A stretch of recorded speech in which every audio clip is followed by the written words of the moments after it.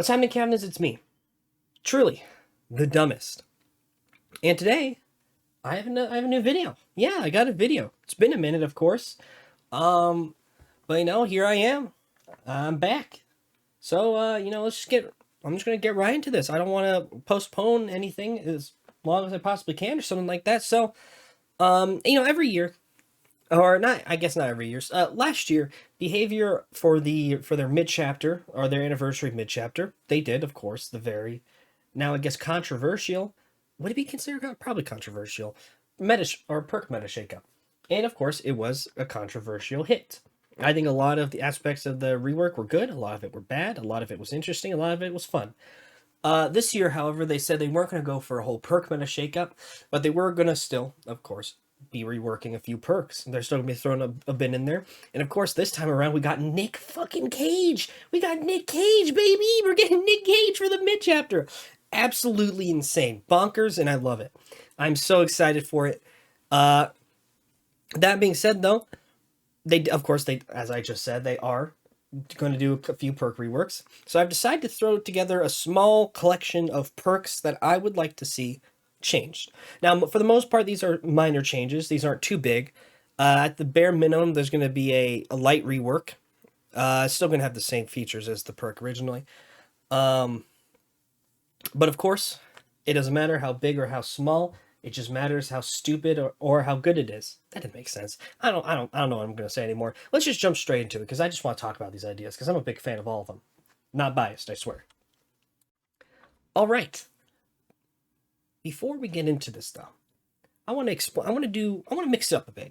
Most people when they come up with a bunch of perk ideas, they just throw them out there. They're like this perk, this perk, this perk, this perk. I'm going to do a bit of something. I'm going to do a bit of mixing up just to make it a bit more interesting than it normally would be. I'm going to be doing a mini tier list of my perk changes on a scale on 3 different ranks, 3 different tiers. Yeah. At the bottom, we have would be fine without. And this is just changes that I don't really.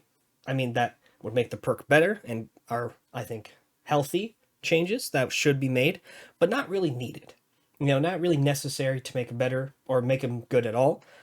On the second tier, we have something is needed. So I think these perks should get a change because they are very close. They're close to their potential, and they do need something to be changed to be made into good perks at all. And at the top, I have needed. These perks are horrendous, useless, or incredibly simply, or just the changes they need are very simple and they should be done. All right, but with that out of the way now, let's get into it. At the bottom tier, would be fine without.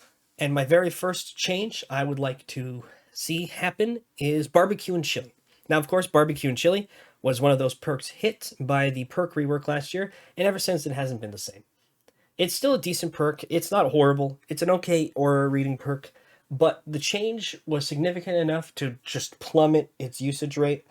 So I wanted to give it a bit of a buff, a bit of a light tweak to make it a bit better. So what I have decided is, first of all, its range limitation. I don't actually know what it's called, but the radius in which you cannot see auras when hooking a survivor has been dropped to 40, 30, and 20 meters. Previously 60, 50, and 40. So basically just cutting it down in half, giving it a still hopefully decent sized radius, but making it a lot more useful and a lot easier to track. And on top of that, just increase the aura reading duration by 1 second, just to make it a bit more usable, or not a bit more usable, but a bit more viable. Give it a bit of a buff that I kind of needed after the perk rework. And of course, if this is too strong, I think 30 meters for the bottom, or 30 meters for purple rank would be absolutely fine as well. Either way, I think this perk needs just a minor buff, since it didn't really get any compensation buffs when it was nerfed initially. Yeah, that's pretty much it for that. So moving up to Dark Devotion. Now, of course, I have a huge bias for Dark Devotion. It's one of my favorite perks in the game. But it's not great. It was, of course, once again, changed in the perk rework of last year, but I think it can use another buff, of course. So my one buff, nothing too big, nothing too special, simply just effect duration resets after downing, if already active, or unhooking the obsession. So essentially, when you're in chase, and the obsession's injured, and you have like 5 seconds left on Dark Devotion because you decide to stick through the chase, you down them and it resets. And then when active again, if you bring them to the hook and you hook them, the perk once again will reset. So essentially, you're guaranteed to have the perk if you down the obsession, hook them for the full duration, rather than you down them or you hit them, you down them and you have like 10 seconds left, or they're injured and you down them and you have like 10 seconds left or 20 seconds left or something. So you get more value out of the perk as a whole. I don't think this would be too strong. I think this would be perfectly fine. Just made to make it a bit more viable. But that's it. Of course, as you can see by the graphic, for the would be fine without. Once again, very small amount of changes, doesn't even reach double digits. Moving on, though, we're going to go to the second tier. Something is needed. These are really bad tier names. And the bottom of something is needed, I have Hysteria. Simply just reduce the cooldown to 5, 10, 15 seconds. It was previously 20, 25, 30. Hysteria, not a horrible perk as it is right now, just kind of niche due to its cooldown, which is something that I address in a few of these. No, just another one. Just one more. But yeah, I think decreasing its cooldown duration significantly will make it a very strong perk without keeping it too oppressive. And of course, with of course will be even stronger now with the nerfed healing meta. So hopefully just mix it up. Give us a new, I guess, stealth perk. I'm pretty sure it's a stealth perk. I could be remembering it wrong. Yeah, nothing a whole lot to say on that one. So I'm just going to move on to Iron Maiden. In this one, I decided to add an effect rather than change an effect, and I think that effect should be the ability to read survivor auras through lockers. Now, Iron Maiden is a pretty bad perk right now. It's incredibly niche, and it's only useful on Trickster and Huntress. But I feel like if they made it so you could see the survivor auras, it'd be a significantly stronger perk. Like, it would be far better than it is now. And I still don't think it'd be too horribly oppressive, is something I'm probably going to say a whole lot throughout the course of this video. But I think this is a good change. I think this is a change that should, at the bare minimum, should be tried in court. That was a great joke. So moving on from that horrible joke, we're going to move on to the third perk on Something is Needed, and that is Game of Foot. Now, recently, I've actually been testing out a new build using Game of Foot. It's a very dumb build. I'm just going to get that out of the way. It's not like a smart, super strong build. Something I've noticed with Game of Foot, though, is it is kind of useless. Not because you have to chase your obsession, but because you have to be in chase with your obsession.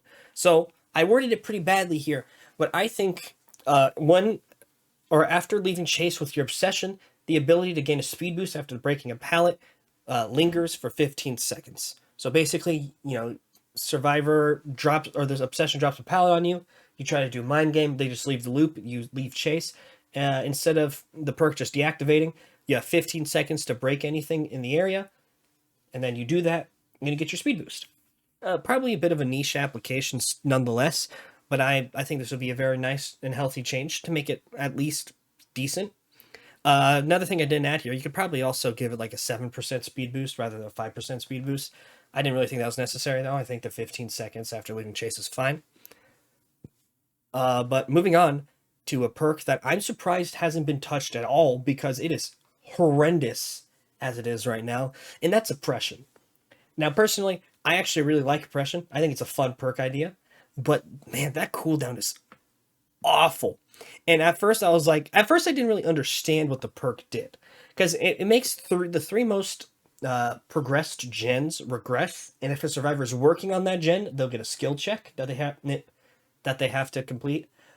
And I was like, I mean, at first I was like, oh, it's just skill checks. Why isn't it like a 2-second cooldown? Then I realized it's regressing 3 generators, and then gives skill checks to the ones being worked on. That's pretty strong. I still think that's I think 2 minutes is a horrible cooldown, or I guess 80 seconds when you're looking at it when it's at its max. I still think that's a terrible cooldown. I think it should be dropped by half on all fronts. I think it should go from 120, 180 to 60, 50, and 40. This perk will never be too strong. Because in all honesty, to actually get good value out of it, you need to run surveillance, which is something that I do for my night build. And even then, if you give it like a 10-second cooldown and you give it like a impossible skill check, doctor skill check, and the skill check regressed it by like 40%, it still wouldn't be that strong. That's of course a massive over exaggeration, but you get the point. I don't think this perk as it is without a rework will be incredibly strong no matter what. So I think giving it a very strongly reduced cooldown would be fine. I think you can even make the argument for a 20, 30, 40 second cooldown. But I just went with 40, 50, 60 just to be on the safe side. Nonetheless, though, that's it for oppression. I think this perk could honestly be a really fun, nice perk if you, just killed that cooldown because, oh my god, it's insane. But yeah, that's it for something is needed. So we're just going to move on to the needed category, and that's my first choice is Spies from the Shadows. Spies from the Shadows is actually an interesting perk. I think this perk has potential to be a very good aura reading perk, and even right now, it's not the worst. It's just very niche, and it can be hard to capitalize on. So what I got here is I added an effect, reveals auras of survivors for 1 second. Now, of course, I bet you're wondering, Dylan, why 1 second? That's awful. And the only counter I have is Lethal Pursuer. If you pair this up with Lethal Pursuer, or even if you keep it as it is, I think this will make it a very strong information perk. It'll actually make crows a threat, because let's be real, 9 times out of 10, crows are not that useful. And this is way easier than my original idea for the perk, which was every time survivors activate a crow, the crow starts following them. And you see the aura of the crow after like 10 seconds or something like that. Or no, it goes on a cooldown for 10 seconds, and then another crow can attach, and then they get 3 crows, they become exposed, and they sorry, and they have aura reading. It was really stupid. I think just simply giving it aura reading for 1 second can immediately bump it up to a very strong perk. Tangent, long thing, past history, bad changes aside, we're going to move on to the second to last perk. This might not be a shock to any of you if you watch me. Disillusion. Please, for the love of God, man, I'm begging you, behavior, just remove that little pop-up notifications that the survivors get. It would actually be an S tier perk. It'd be such a good perk if it didn't have that one little thing. And I don't even think you need to change anything else. Of course, I have listed here remove 3-second activation delay. Which, I mean, you can go, I would drop that. I would actually do whatever it takes just so I can get this perk to remove that stupid pop-up. Because it's so useless without the pop-up.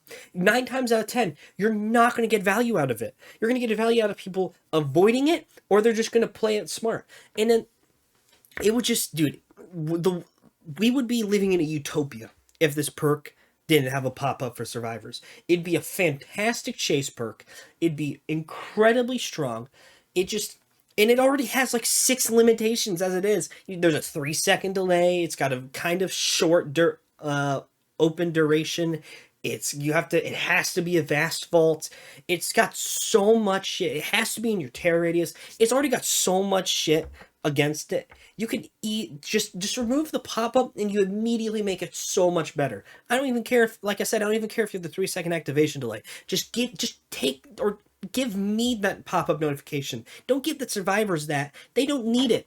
I need it. And by I need it, I mean I need it gone. So please do this for me, behavior. This would be such a beautiful change. I will start a petition to get that changed. It's such a simple little change. It'll make the perk so much stronger, and it actually give people a reason to buy Dredge besides the funny horse skin. Anyway, angry rant aside, I'm going to move on to the final perk of all these changes, and that is Territorial Imperative. Honestly, the worst perk in the game. I actually can't think of any, or the worst teachable killer perk in the game. This perk is so bad. I had a challenge for the tome, one of the previous tomes, where I had to hook 4 survivors in the basement while using this perk. I was playing Wesker on the biggest map in the game, Mother's Dwelling. I got my challenge done in 1 game. And it wasn't like a finish this in 1 game thing. It was like 6 in a single, or it was like 6 across different games or something like that. I got this done in 1 game. and I didn't have a single proc on this perk. This perk is so bad. You need to be 32 meters away from basement. It's only it only reveals auras for like 2 seconds. It's awful. It's completely terrible. It's the worst perk in the game for killers. Even I can even see an argument made for beyond teachable perks. I mean, the other worst perks in the game, Predator, at least it helps with some characters, I guess. You have, Lightborn, which is just meme. You have Shadowborn, which is just a meme perk. You have Beast of Prey, which is another Hunter's perk. All of Hunter's perks are bad. Even Beast of Prey, you can make an argument it works on high walls or some killers or whatever. Every perk in the game you can make an argument for, at least at the bare minimum, being niche. This perk is actually just terrible. It doesn't have any application. It is never useful. It doesn't mean anything to anyone, and it's just terrible. So, with that, I have a lot of changes. This is basically just a minor rework. So we're going to get into it right now. The first change I would make is decrease the range from basement to activation from 32 meters to 15 meters, cutting it in half and down a little bit. I don't think this perk needs 32 meters. It's so bad. It's so bad. 32 meters. 32 meters. That's horrible. The second change I would make is I would reduce the cooldown from 30, 25, and 20 seconds to 20, 15, and 10 seconds. Because 30 seconds, people aren't entering basement as much as you would think they are, especially within your terror radius. Actually, I guess more often than not they are in your terror radius, but still, 30 seconds is so bad. The third change I'd make is I added the effect. Now, this one is an interesting effect. This is probably one of the most interesting effects, the most interesting plausible effects I think I've ever applied to a perk change, and I think it should guarantee all basement spawn. Now, of course, on some maps, like Gideon Shit Plant, and what's another map that only has one basement that I don't like? I can't think of any of them. It's, no, Midwich has it. Does Midwich have 2 basements? Yeah, I don't know. But on maps like Game Heat Plant, it won't mean anything with one basement spawn. But a majority of maps, this could be a huge game changer, especially for Badham. Imagine how nice it would be. You bring this perk, and you're in Badham, and you actually get to hook someone if you down them, or you guarantee a hook if you down them in whatchamacallit, the main building, instead of shack. And it's if you get the basement, or since I was about to make a joke. One sec. Let me read. Imagine how nice it would be. You're playing on Badham and you down a survivor in the main building, and you can actually hook them there because you have basement there, and not just basement and shack. Which honestly, I think shack should be gone. I'll talk about that in a different video.